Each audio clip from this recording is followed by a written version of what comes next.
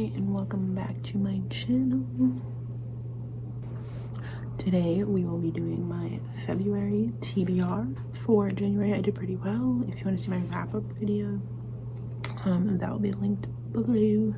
Now, ironically, since February is the month of love, I don't have a single romance on my TBR because I was eating that shit up in December. I flew through romance in December. That was my month. So I don't have any romance for February, which is ironic, but nevertheless, it's fine. It's very hard to pick out physical copies of things I want to read, especially since I have no romance. I brought no romance back with me. I thought, yeah, this morning I thought to myself, I really should read a romance in February. And then I was like, the only romance I have with me is November 9, and I'm like 50 pages from being done with that book, so can't really put that on my February TBR. The first physical book I have on my TBR is The Midnight Library by Matt Haig. I got this as a Christmas present, and I really wanted to read it, but I left it here, as I did with most books.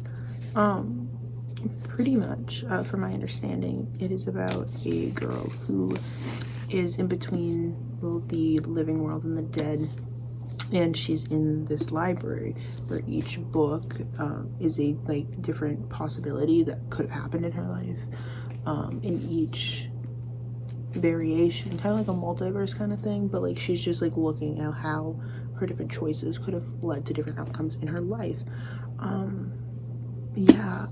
I've heard mixed reviews about this. Some people think it is phenomenal, other people think it's very harmful and not good. So I'm really excited to read it and you know, find out for myself what I believe about this book. But it won a Good Morning America Book Club award thing, so that's cool.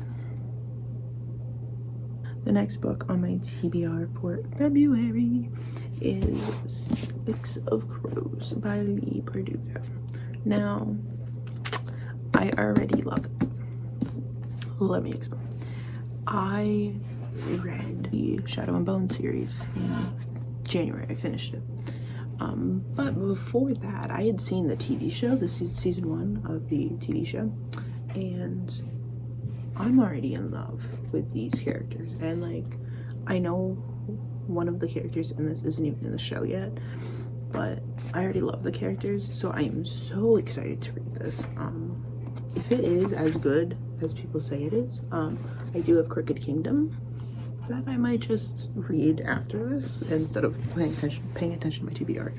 But yeah, I'm very excited for this. It's pretty much like a found family kind of vibes. It takes place in this fictional world that Lee Bardugo has created, the Grishaverse. It is an amazing world. The world doesn't really have a name, but the fantasy world she created is the Grishaverse, but the world is like very immense, and it is an amazing world. Like, it feels very real. And this book, The 6 of Crows, are 6 people who I think come together and kind of do crime. Yeah, a group of people. It kind of has a found family kind of vibe to it, and they kind of just, you know, come together and they're this little group of criminals, and I'm very excited for it because I already love the characters from the show, and like what I've seen of this book, they are like 100 times better in the book, and like, yeah, I'm very excited for 6 of Crows. My final book on my February TBR is, I don't think, a romance, okay? It might be, but I'm gonna go on a limb and say it's not. And that would be Cersei by Madeline Miller. I, like everyone else in the world, love Song of Achilles. I loved it, loved it. And Song of Achilles, I wouldn't even say is it like a romance, but I would read that in February, if that gives you any sense. Cersei is about Cersei.